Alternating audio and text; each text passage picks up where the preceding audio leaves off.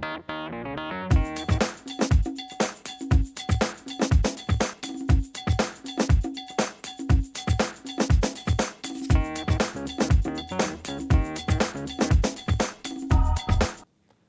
morning, and welcome to Tech Talk. My name is Chase, and you're in for a great show today. Last week, we covered why the Zune is much better than the iPod, but this week, we'll be discussing a more personal topic on whether smartphones help or hurt human interaction. Oh, hey there. We're in the UC asking if the people think that smartphones help or hurt human interaction. I definitely think that smartphones hurt human interaction just because of the diversity of effects that they can hold, like the different apps that they have, Facebook, Twitter. People are entailed to go on and check out the different feeds that are happening, and instead of going around asking friends about information, they're stuck, looking up online and social media instead.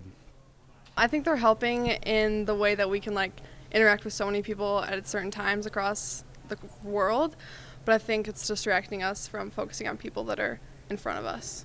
It's like this abstract idea of bringing people together, but in literal terms, I don't think that it necessarily does, because I lose appreciation for the people that I'm with in the moment when I'm on my phone or computer or whatnot. I believe that smartphones are helping human interaction, but I believe that it's user error when things do start going downhill from it. I think that you can connect a lot of ways with smartphones and you can interact with people a lot, but when that is your only form of communication, that's not going to help you when you do need to speak face-to-face with someone. A lot of times you look at a table and friends will be sitting next to each other and just on their phones they're not looking at each other. I feel like a lot of people are also more nervous interacting face-to-face with people now. They don't really know how to do it anymore because they're so used to a screen being between them, and there's kind of a barrier there, so it's safer. I would say it's increasing overall human connections, but decreasing face-to-face interaction.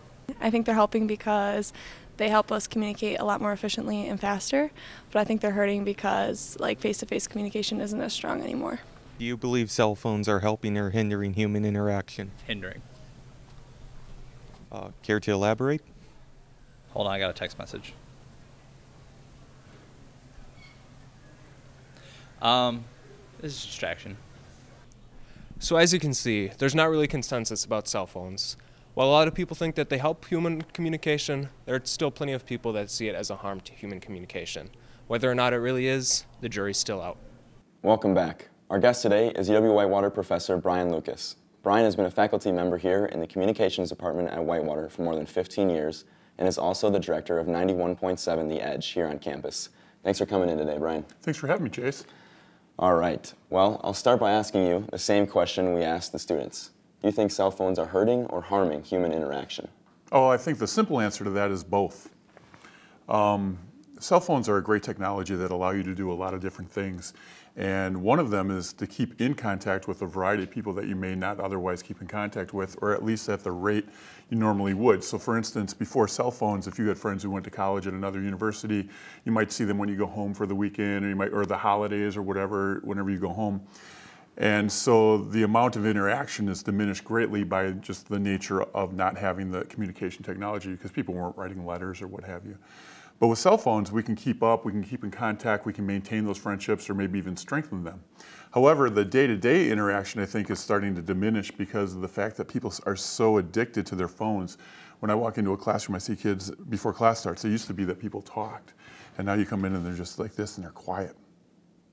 Nothing, just nothing at all. So there's not that interaction that you would find in the classroom that would normally exist.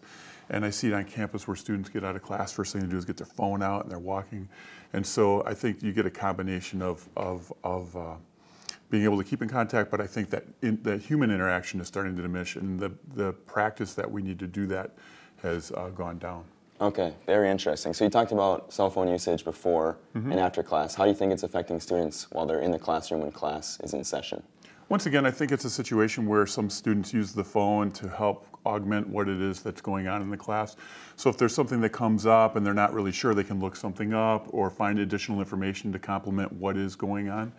However, I also feel that it's a distraction for other students where they use it as a way to just block out what's going on, or just because they're more curious about what's on Facebook or some other media or Snapchat or whatever, that they're just like, oh, I got a message, and they got to check that before they actually partake in the classes. There was recently a study done that shows that actually writing your notes out with a writing utensil and paper is more effective from the cognitive learning standpoint than typing it on your computer or typing notes on your cell phone. There's a greater interaction, and the brain responds better to the notes, and you remember it better instead of taking notes. Because I know some students take notes on their cell phone as well. Yeah. All right. So I have another question. Do you think cell phones are becoming as important as, say, owning a car to everyday life? I would say that a lot of people think that cell phones are more important than owning a car. More important than owning a car? Yeah. And from what I've read, there doesn't seem to be the desire for young people today to get a driver's license as much as it was. I'm not saying people don't want their license, they do, but there's fewer people doing that. And with the increased numbers of people moving to urban areas and living in cities, the car is not as important. So you get a lot of people who don't even have a car. There's more people who don't have licenses because they'll bike or take public transportation, primarily in urban areas, of course, where it's accessible. And therefore, the phone is like the #1 priority. I mean, kids have cell phones when they're in grade school. You know, you don't even have access to a car. They're not even thinking about cars, but they get used to cell phones and they stay with them, and then it just gets exponentially greater as they move along. The numbers increase. I agree. I mean, cell phones, you can use apps such as Uber to like get you a car if you need a ride. So, I mean, with the use of a cell phone, you sometimes don't even need a car. And I think that's especially relevant here on campus. If you would count the number of cars to cell phones here on campus, the numbers wouldn't even. Oh, that doesn't even. No, I would. That's true anywhere. Yeah, absolutely. So, do you think cell phone addiction is a real thing? Do you think people can actually be like addicted to their cell phone, where they have to be on it every chance that they get? Yes. It's like anything. It's a great technology if you learn how to use it and use it in a way that's conducive to making the quality of your life better, then that's great. But like a lot of things, people don't know how to use it or haven't learned how to use it in a way that is rewarding and also finds a balance. I think a lot of people just feel like the cell phone's their life and they want to hang on to it, and whatever it is, everything revolves around that. Not that they don't go out, not that they don't interact with friends, but it's always there, it's all the time. People go out to eat.